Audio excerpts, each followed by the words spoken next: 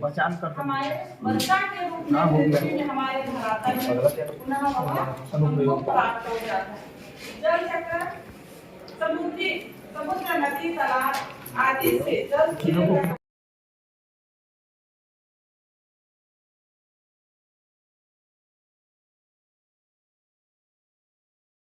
से देखेंगे तो इससे पानी क्या हो रहा है, वाष्पीकृत हो रहा है। नमक हमारा बच जाएगा। हाँ हाँ बस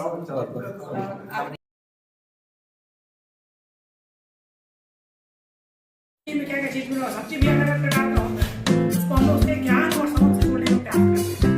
उसके बाद फिर अगला कॉम्पोनेंट जो होता है उसका अनुप्रयोग। तो बच्चा जो होता है रोज एक ही प्रकार का सब्जी खाता है कि अलग अलग प्रकार का सब्जी खाता है। अब अलग अलग प्रकार का सब्जी खाएगा तो उसमें उसको कौन कौन सी चीजें मिलेंगी, ठीक है। जैसे मान लो वो नॉनवेज खा रहा है तो उसमें प्रोटीन ज्यादा मिलेगा, वेज खा रहा है तो उसमें फाइबर ज्यादा मिलता है। उन सब चीजों के बारे में वो समझेगा। उसके बाद फिर अगला टॉपिक आता है विश्लेषण।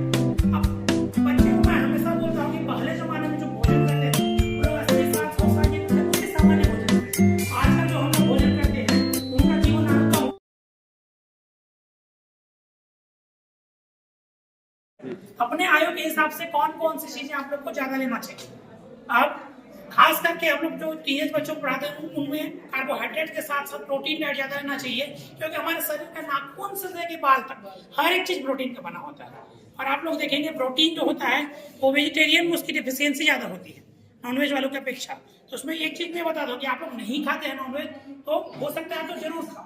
अब जो लोग जैसे कमजोर आते हैं उन लोगों को डेली कम से कम एक अंडा खाना चाहिए, केला खाना चाहिए, क्योंकि टीनेज एज में यदि हम अपना शरीर